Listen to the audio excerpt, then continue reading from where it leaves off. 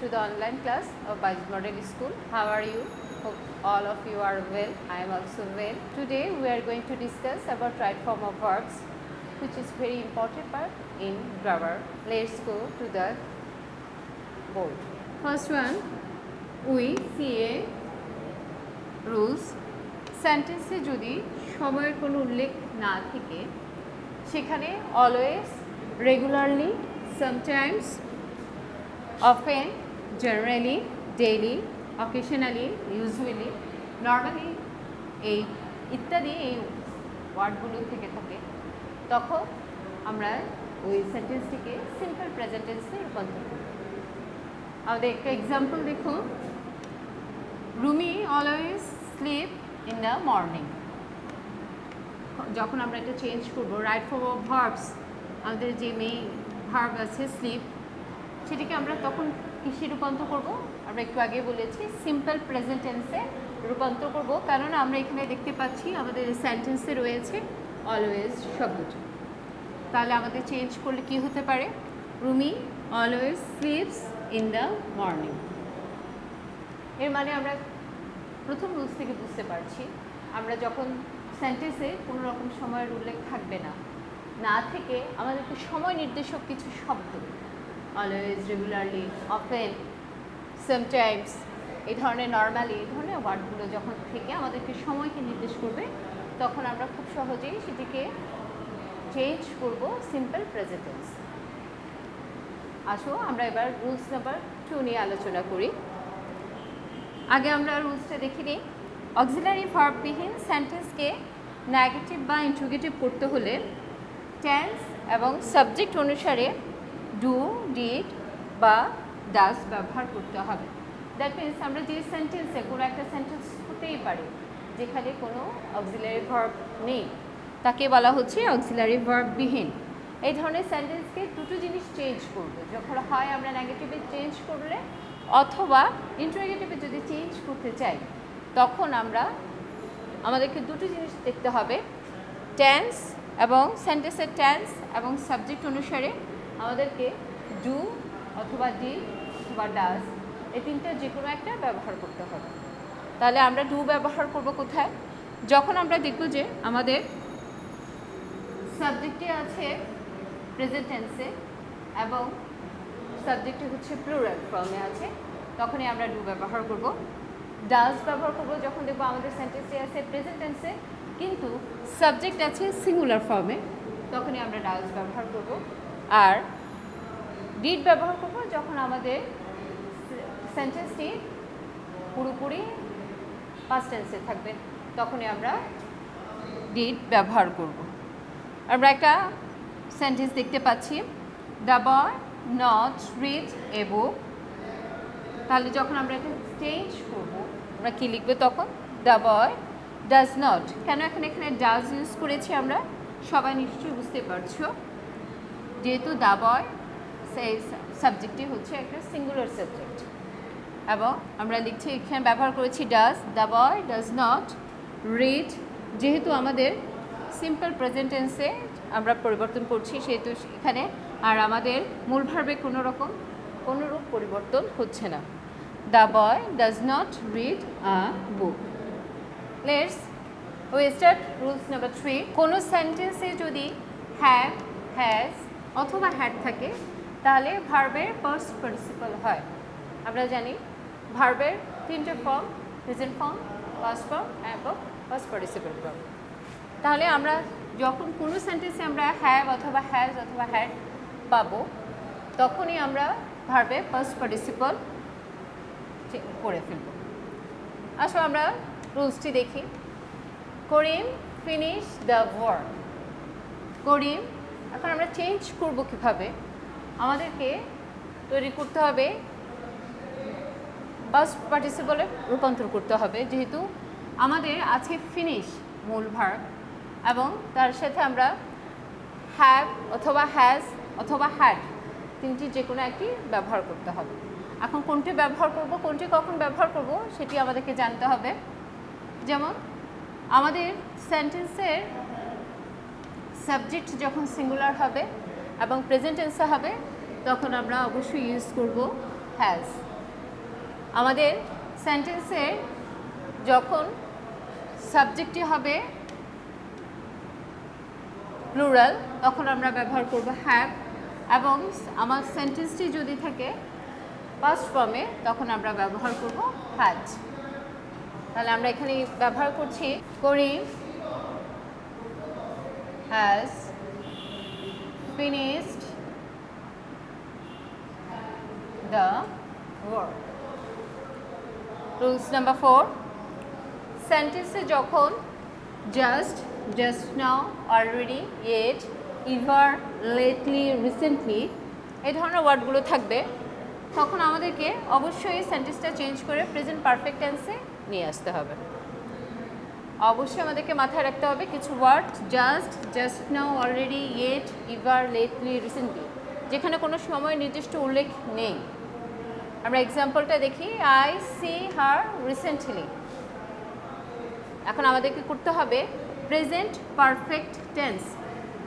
আমরা present perfect টেন্সে যখন করব তখন আমরা লিখতে পারি I have seen her recently. আয়ের সাথে সবসময় আমরা জানি হ্যাভ বসবে এবং পাস্ট টেন্স হলে হ্যাড বসতে পারে।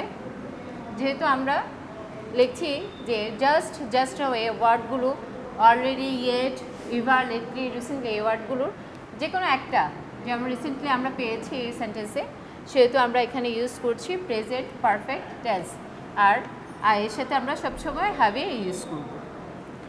রুলস নাম্বার 5 দেখি আমরা এরপরে, যখন আমরা কোনো সেন্টেন্সে অতীত নির্দেশক শব্দ যেমন ইয়েস্টারডে, লং সিন্স, এগো, লাস্ট নাইট এই ধরনের ওয়ার্ডগুলো আমরা পাবো, তখন আমরা অবশ্যই সেটাকে পাস্ট টেন্সে চেঞ্জ করে ফেলব। যেমন আই স হার ইয়েস্টারডে। তাহলে আমরা জাস্ট শুধুমাত্র এখানে চেঞ্জ করেছি, আমাদের মূল ভার্বটা পাস্ট ফর্মে চলে গেছে। আই সি হার ইয়েস্টারডে সেটা চলে গেছে আই স হার ইয়েস্টারডে। আশা করি সবাই বুঝতে পারছো। রুলস নাম্বার 5, আমরা রুলসটা আগে দেখে নিই কী বলেছে। রুলসে সিন্স যুক্ত সেন্টেন্সের প্রথম অংশ যদি সিম্পল প্রেজেন্ট অথবা প্রেজেন্ট পারফেক্ট টেন্স হয়, আমাদেরকে বুঝতে হবে কথাটা, সিম্পল প্রেজেন্ট টেন্স অথবা প্রেজেন্ট পারফেক্ট টেন্স যদি আমরা সেন্স যুক্ত হয়ে থাকে তাহলে পরের অংশটিতে অবশ্যই সিম্পল পাস্ট টেন্স হবে। দ্যাট মিনস সেন্স যুক্ত সেন্টেন্সে আমাদের দুটো অংশ পাবো, একটা প্রথম অংশ, একটা দ্বিতীয় অংশ। আমাদেরকে বলা হচ্ছে যদি প্রথম অংশে আমরা সিম্পল প্রেজেন্ট টেন্স অথবা প্রেজেন্ট পারফেক্ট টেন্স হয় তাহলে আমাদের দ্বিতীয়টা অবশ্যই আমরা সিম্পল পাস্ট টেন্সে চেঞ্জ করে ফেলব। এক্সাম্পলটা দেখি, it is many years since I come to Comilla. তাহলে আমরা চেঞ্জ করলে যেহেতু আমরা দেখতে পাচ্ছি it is many years since, এই যে সিন্সের আগে প্রথম যে অংশটুকু আছে সেই অংশটুকু হচ্ছে সিম্পল প্রেজেন্ট টেন্স। যেহেতু ইজ আছে আমরা খুব ইজিলি বুঝতে পারছি এটা প্রেজেন্ট ইনডেফিনিট অথবা সিম্পল প্রেজেন্ট টেন্স। তাহলে যেহেতু আমাদের রুলস অনুসারে যেহেতু আমাদের প্রথম অংশটাতে রয়েছে সিন্স যুক্ত সেন্টেন্সের প্রথম অংশটা রয়েছে সিম্পল প্রেজেন্ট টেন্সে, তাহলে পরেরটি অবশ্যই আমরা কি করে ফেলবো, পাস্ট সিম্পল পাস্ট টেন্সে রূপান্তর করব। আর সেখানে আমরা কামের জায়গায় দিয়ে দিব কেম, তখন হয়ে যাবে it is many years since I came to Comilla. Now come to the rules number 6, since যুক্ত সেন্টেন্সের প্রথম অংশ সিম্পল পাস্ট হলে, আমরা রুলস নাম্বার 5-এ পড়েছি সিন্স যুক্ত সেন্টেন্সের প্রথম অংশ যদি সিম্পল প্রেজেন্ট টেন্স হয়, আর এটা পড়ছি সিম্পল পাস্ট টেন্স হলে পরের অংশটি হবে আমাদের পাস্ট পারফেক্ট টেন্সে রূপান্তরিত হবে। তাহলে আবারও বলছি, সিম্পল সিন্স যুক্ত সেন্টেন্সের প্রথম অংশ যখন সিম্পল পাস্ট টেন্সে রূপান্তর থাকবে আমাদের, তখন পরের অংশটা আমরা খুব ইজিলি পাস্ট পারফেক্ট টেন্সে রূপান্তর করে ফেলব। আমাদের এক্সাম্পলটা দিকে খেয়াল করি একটু আমরা, it was many years since I come to Khulna. তাহলে আমরা যখন দেখতে পাচ্ছি সিন্স যুক্ত প্রথম অংশটা ইট ওয়াজ মেনি ইয়ার্স, তাহলে আমরা খুব সহজে আমরা বুঝতে পারছি যে যেহেতু ওয়াজ আছে আমাদের সেন্টেন্সে, তাহলে এটি হচ্ছে সিম্পল পাস্ট টেন্সে, এবং তাহলে আমরা রুলস অনুসারে এটা চেঞ্জ করে ফেলবো পাস্ট পারফেক্ট টেন্সে। তাহলে পাস্ট পারফেক্ট টেন্সে অবশ্যই আমাদের একটা হ্যাড আসবে, যেহেতু সিম্পল পাস্ট আছে সেহেতু অবশ্যই আমরা পাস্টে হ্যাড ইউজ করতে হবে। I had came to Khulna. Now come to the rules number 7। আমাদের রুলসটি আমরা একটু পড়ে নিই, একটু অন্যরকম একটু রুলস। সিম্পল সেন্টেন্সে যদি দুটি ভার্ব থাকে, তার মানে আমার এখানে দুটো সেন্টেন্সটিতে দুটো ভার্ব থাকতে হবে। যদি দুটো ভার্ব থাকে তাহলে ব্র্যাকেটের ভার্বের সাথে আইএনজি যোগ করতে হবে। দ্যাট মিনস আমার যে ভার্বটা আমার ব্র্যাকেটের ভিতর থাকবে, যাকে আমাকে চেঞ্জ করতে হবে, সেই ভার্বটির সাথে অবশ্যই আমাকে আইএনজি যোগ করতে হবে। অথবা আরও একটা নিয়ম আছে, সে ভার্বটির পূর্বে টু বসেও কিন্তু আমরা চেঞ্জ করে ফেলতে পারি। অথবা আরও একটি নিয়ম রয়েছে, সেটা হচ্ছে ভার্বটিকে ফার্স্ট পার্টিসিপল করে ফেললেই আমাদের চেঞ্জ হয়ে যাবে। আমরা আবারও রুলসটা নিয়ে একটু আলোচনা করি। সিম্পল সেন্টেন্সে যখন দুটি ভার্ব থাকবে, দ্যাট মিনস আমরা এক্সাম্পলের দিকে চলে যাই। I saw him read. আমাদের এখানে আমরা দুটো ভার্ব পাচ্ছি, স একটা ভার্ব, রিড একটা ভার্ব। তাহলে আমাদেরকে রুলস অনুসারে বলা হচ্ছে যে ভার্বটি আমাদের ব্র্যাকেটের মধ্যে থাকবে, দ্যাট মিনস যে ভার্বটাকে আমাদেরকে চেঞ্জ করতে হবে, সেই ভার্বটিকে ভার্বটির সাথে আইএনজি যোগ করে চেঞ্জ করতে পারি। অথবা সে ভার্বটির সাথে পূর্বে টু বসিয়ে আমরা চেঞ্জ করতে পারি। অথবা সে ভার্বটির পাস্ট পার্টিসিপল করেও আমরা সেটাকে চেঞ্জ করতে পারি। আমরা আমাদের এক্সাম্পলের দিকে যাই। I saw him read. তাহলে আমরা চেঞ্জ করলে আই স হিম, একেবারে প্রথমটা ভার্বের সাথে আইএনজি যোগ করলে যা হয় আমরা লিখে দিতে পারছি I saw him reading. Now let's to discuss about rules number 8। প্রথমেই আমরা রুলস নাম্বার 8-এ একটু রুলসটা পড়ে নিই। আফটার যুক্ত সেন্টেন্স, দ্যাট মিনস যে সেন্টেন্সে আফটার থাকবে, সেন্টেন্সের প্রথম অংশ যদি সিম্পল পাস্ট টেন্স হয়, তবে পরের অংশটি হবে পাস্ট পারফেক্ট টেন্স। আমাদেরকে বুঝতে হবে কোনো একটা সেন্টেন্স আছে, সেই সেন্টেন্সের প্রথম অংশে সেই সেন্টেন্সটিতে যুক্ত আছে আফটার, এবং তার প্রথম অংশটা যদি সিম্পল পাস্ট টেন্সে হয়, তবে পরের অংশটি আমরা অবশ্যই পাস্ট পারফেক্ট টেন্সে রূপান্তর করে ফেলব। আমরা নাম্বার 1 এক্সাম্পলটা একটু দেখি। He came after I leave home. আমরা দেখতেই পাচ্ছি, আমরা সবাই দেখতে পাচ্ছি হি কেম আফটার। এই সেন্টেন্সটিতে আফটার ওয়ার্ডটি আছে, তার মানে আফটার যুক্ত সেন্টেন্স আমাদের যে ক্রাইটেরিয়া, রুলসটা যে ক্রাইটেরিয়া পূর্ণ করতে চাচ্ছে সেটা হচ্ছে আফটার। সে আফটারটি আছে এখানে, এবং এরপর বলা হচ্ছে সেই সেন্টেন্সটি যদি সিম্পল সেন্টেন্সে হয়, তার হি কেম, তাহলে সেন্টেন্সটি আছে সিম্পল সেন্টেন্সে আছে, তবে আমার পরের অংশটি পাস্ট পারফেক্ট টেন্সে রূপান্তর করে ফেলতে হবে। তাহলে he came after I had left home. দ্বিতীয় যে রুলসটা আছে, রুলস নাম্বার 8-এর আমরা একটু দেখতে পাচ্ছি বিফোর যুক্ত সেন্টেন্স। এতক্ষণ আমরা করেছি আফটার যুক্ত সেন্টেন্স দিয়ে, এখন আমরা করছি বিফোর যুক্ত সেন্টেন্স।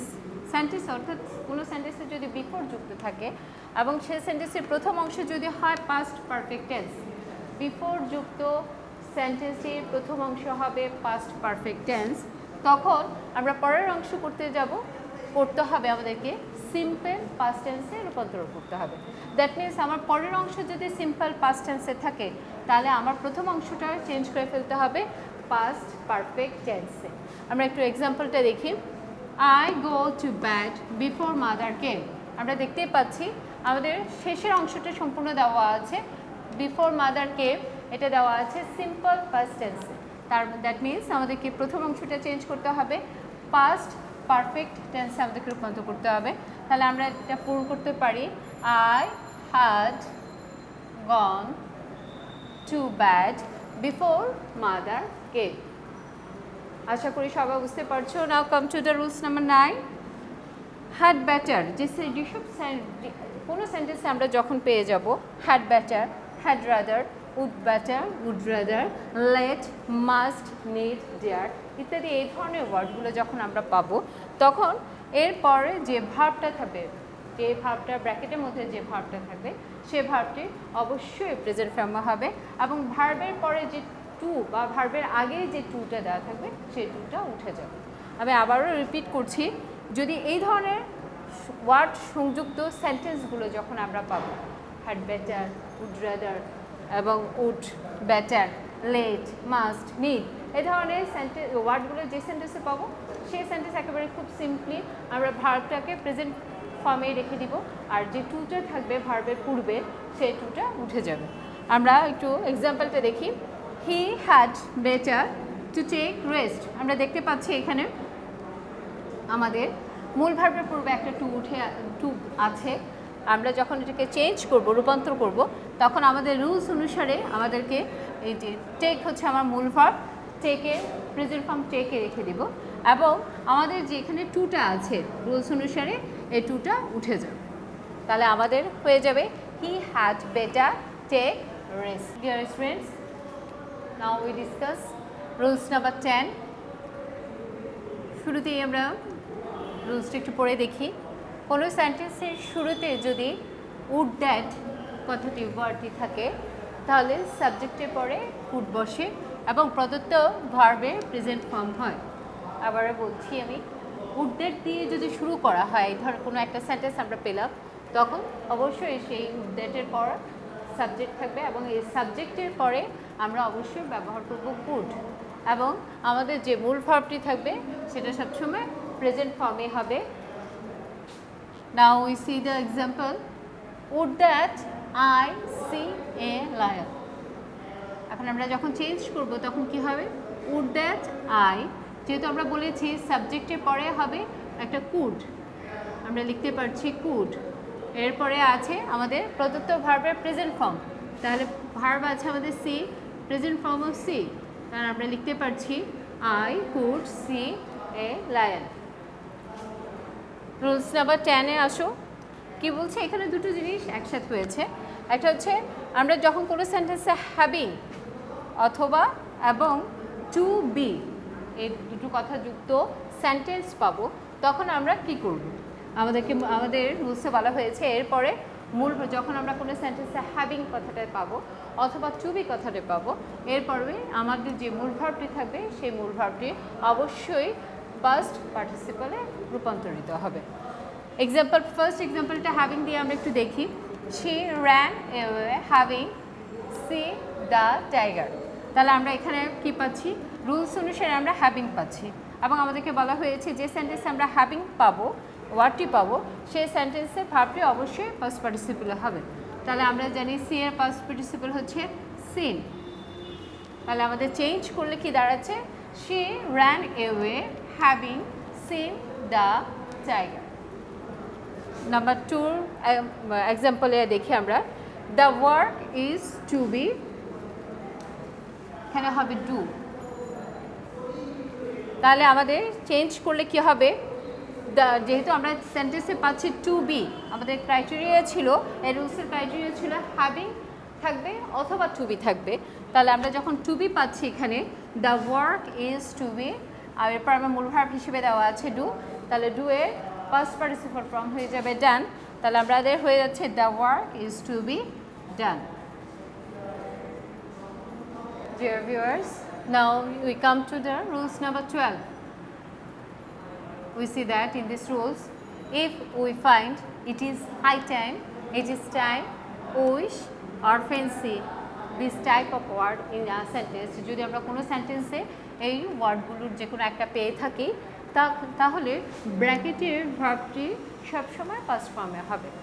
আমি আবার বলছি, it is high time, it is time, wish অথবা ফ্যান্সি, এই ধরনের কোনো ওয়ার্ড যখন আমরা সেন্টেন্সে পাবো এবং তাকে যদি আমাদেরকে রূপান্তর করতে হয়, সেক্ষেত্রে আমাদের যে ব্র্যাকেটের যে ভার্বটি থাকবে সেটি সবসময় ফার্স্ট ফর্মে হবে। Let's go to the exercise. He fancy, he churn pen. আমরা দেখতে পাচ্ছি এখানে আমাদের ফ্যান্সি ওয়ার্ডটি রয়েছে, যেটা আমাদের রুলসের মধ্যে ছিল।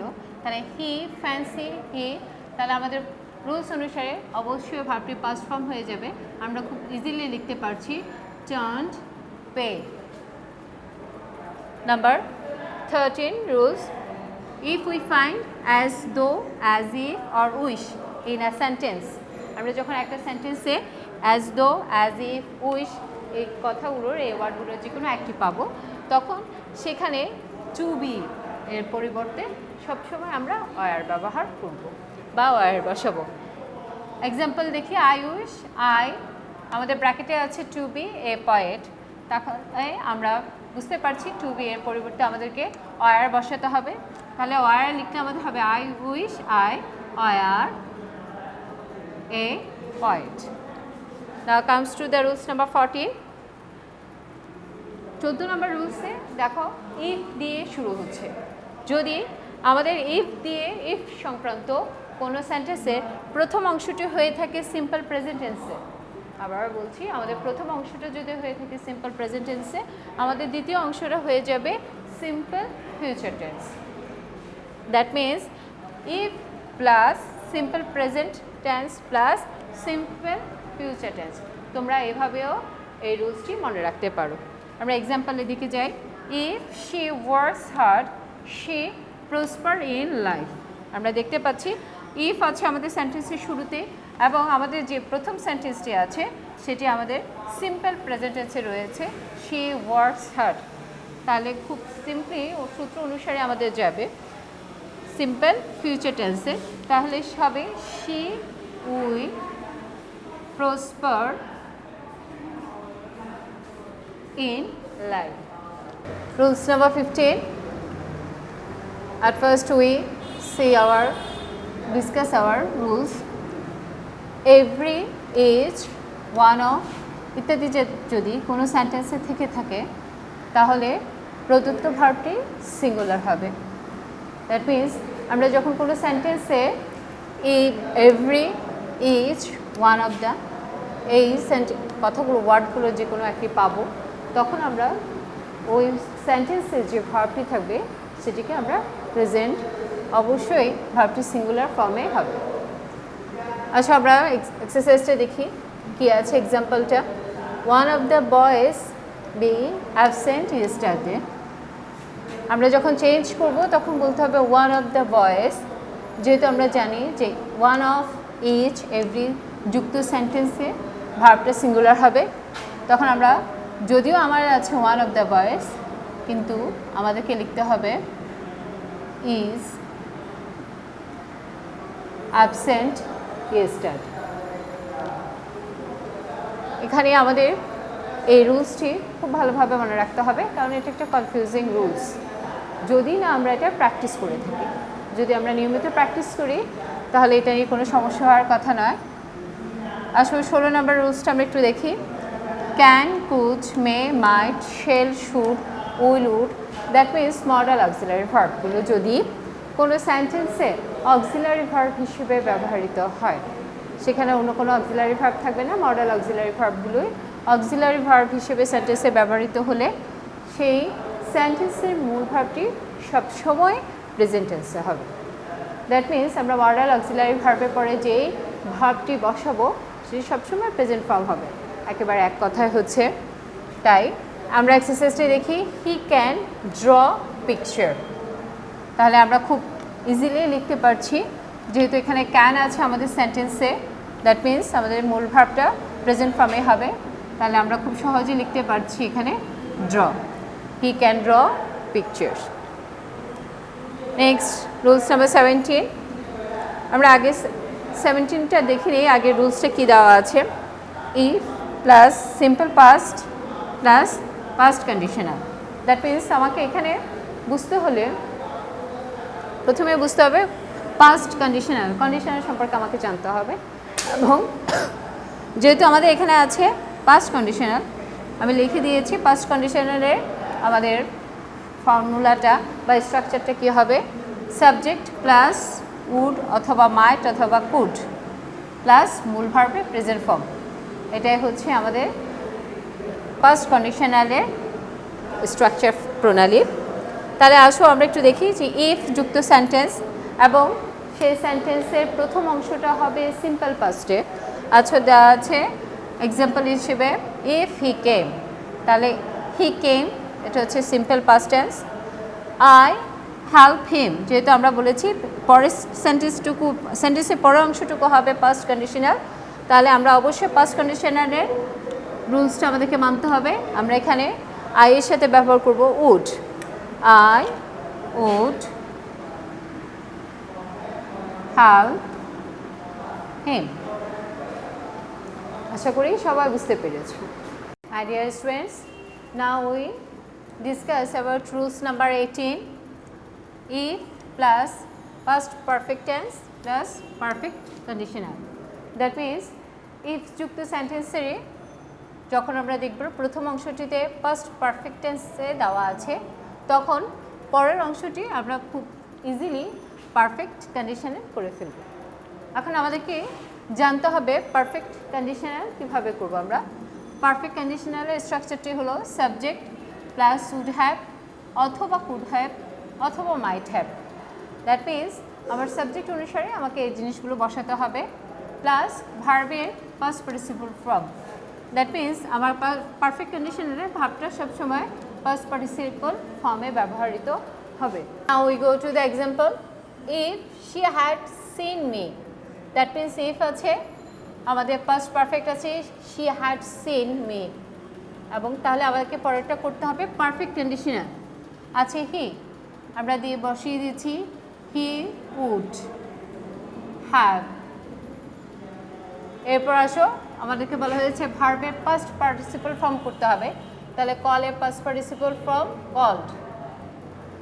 তাহলে আমাদের সেন্টেন্সটি দাঁড়ালো if she had seen me he would have called me. আসো রুলস নাম্বার 19, একটু অন্যরকম।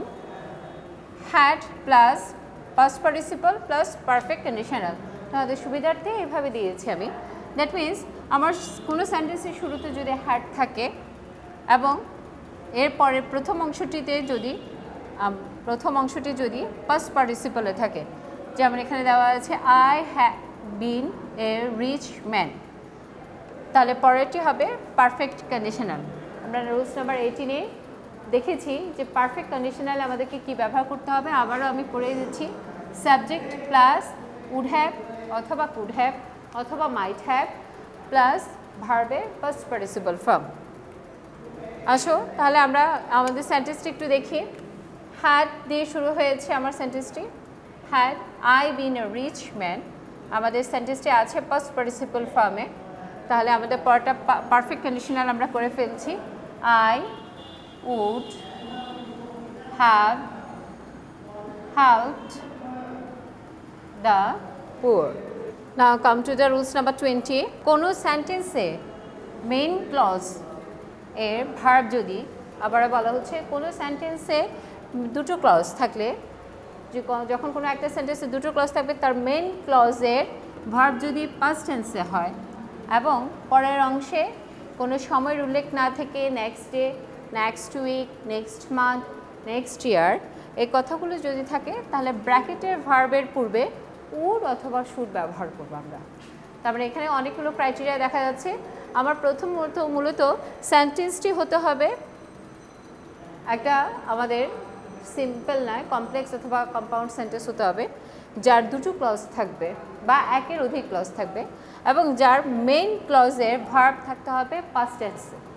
মেইন ক্লজের ভার্ব যদি থাকে পাস্ট টেন্সে এবং পরের অংশে আরও একটা শর্ত আমাকে পূরণ করতে হবে, সেখানে কোনো সময়ের উল্লেখ না থেকে যদি next day, next week, next year, next month এই কথাগুলো থাকে, এই ওয়ার্ডগুলো থাকে, তখন আমরা ব্র্যাকেটে যে ভার্বটি আছে তার পূর্বে শুড অথবা উড ব্যবহার করব।